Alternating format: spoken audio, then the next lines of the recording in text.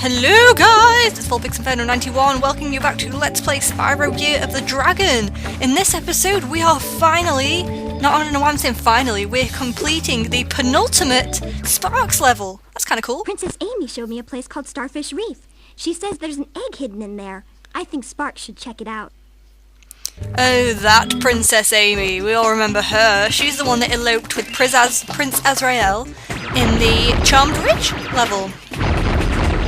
Now we are back in another Sparks level. Doesn't this look like the same as every other Sparks level? To be fair though, I find that apart from the last Sparks level, they do all look quite similar. And the only real difference is they change the enemy design. They still seem to do the same things and act the same way, like the Starfish or the Crawdads. Quite easily. There we go. This is a fairly short episode, I think. I think this is only 11 minutes long. Fuck me. Coming through the door. Beating up some fish. I like the continuity in this game. I like when you dive underwater with Spyro. Sparks gets surrounded by this bubble of air, and when you play underwater level with Sparks, he's still surrounded by this bubble of air, and I think that's really good. I like the continuity. I like only being able to point in 8 directions. It's my favourite bit of this whole game. Now you gotta be careful with these big starfish, because when the big starfish get shot into 3 little starfish, the 3 little starfish are very quick. They move very quick. So you gotta be on the ball. Avoid the health butterfly, because we don't want to waste it. Do we now? We might need that later. Move away. And pick up the gems. Oh damn. Well, we can't have that one for later then. In terms of gem hunting and Sparks levels as well, it's really easy. I mean, Sparks can't point to gems. I don't think he can point to gems while you're in an in-world world like this. In a Sparks world like this. But they're so out in the open, the worlds are so linear, that it's hard to miss them in the first place. And if you do miss one and you find it, it's really it's really easy to find, because it's like right there in the corner. That one you didn't look in, it's there.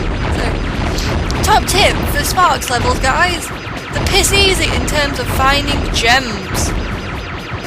And the way to get through them, of course, as always, is to strafe like a bitch. Don't stop shooting till you know the area is clear of enemies. Do not stop shooting for whatever you do. Don't do that. Don't do that. Start shooting when you see an enemy. I tend not to use my special power as well, the special shootingness. Like I've got 300 of at the moment. I've got 300 of suspense at the moment. And I don't really tend to make them, put them, oh, fucking hell, speaking this morning is not one of my strong points. I don't put them to good use till like the final boss battle, but even then I like died a horrendously large amount of times on this boss battle, and so I didn't have the power up and just had to use my normal shootingness. I wish I had figured out how to beat it before I lost all my 300 suspense. It's my favourite super power up as well in the game. For Sparks is shooting. Oh my god, this was a bad idea. This was about. See, I stopped shooting for a minute and look what happened. I got chased by a mob. Don't stop shooting. Don't stop shooting. The only thing that's gonna get you out of that one was skill, and I demonstrated high amounts of this. I have an itch on my forehead. I talk about itches an awful lot when I do Let's Plays, don't I? I talk like a weirdo about them. Making a use of one of Sparks' diagonal. Oh my god, that was a respawner. A respawner of an enemy that shoots in your face. Just keep your distance with them ones, guys. Just keep your distance. Picked up. I don't want that one! I don't want that one! It's horrible! I think. I don't even know. I like the ... It's the best! What do we get? What's the power up? Oh yeah, I remember the power up Sparks gets at the end of this one. It's a good one. It's a good one. It's a handy one. Get the health as well, you know. This level's really strange, because, like, it'll open you up into a room with 2 doors, and then one door will be locked and one door will be open, and the open door will be a dead end. But once you killed all the enemies inside the dead end, the next door will open. I don't quite understand the logic behind. I understand if there was a key in the room, because that is what's happened in the previous Sparks levels up till now. The door's been locked, you found the key, and then you've gone through that room. It's like they just forgot to put the keys in the level or something. You're just like, oh, I unlocked the door by going into this room. No, you need a fucking key. What happened to the one at the beginning with the Crawdad farm, where there was like the coloured keys for the different coloured doors? Why did they not do that again? That was epic. That was awesome. I think the Crawdad farm and the final Sparks level, probably my favourites. I can't quite choose between the two. It's like the first one has this kind of simplicity, and it kind of, it's not easy, and it's not hard, but it's like somewhere in between. These ones are more tricky, you see. Apart from the final boss and the Crawdad form's like super easy. I can't explain why I don't like this one as much as the others. What's the other one? Spider Town. The boss in Spider Town was pretty good, actually. I do like, if you combine different elements of all 4 of the Sparks levels, you probably get like an uber level. Like the simplicity but difficulty of the final one, with the boss battle of Spider Town, and nothing from this one. There we go, we got the ultimate Sparks level. How can you be simple and at the same time? Because you have keys, that's why. You use keys in your game. You don't just have locked doors that open magically. Hey, this front door is locked here of this house. We'll go in the kitchen and come back and it should be unlocked. Logic. Game logic. Now this respawner actually spawns 2 of these shooting barracuda fish thingies. So yeah, if you shoot in between the 2, they'll shoot out the conch, and that'll shoot out the respawner. Oh, we got more of these ones! Yay! Awesome enemies! How many different kind of enemies are there in this level? What, starfish and barracuda shooters? And that is it? Really? Is that it? Barracuda shooters and starfish? And then the manta ray boss? Seriously, game, is that the same in all worlds? With only 3 different kinds of enemy? Surely not. Okay, so this is my first attempt at the manta ray boss, and I don't know why I decided to keep this then, because it is a fail. But it's good to see how we learn, how we progress in our technique of this level. First I just wanted to spray the fucking living daylights out of this thing because it's so annoying. The spread fire like this, it works really well. It can work really well on this boss because it kind of has quite an erratic pattern. But I'll show you the easiest technique to use. Once we've shown the fail and then shown the proper run through. We haven't got much longer of the fail apparently either, because this was quite a disastrous attempt at this, I will admit.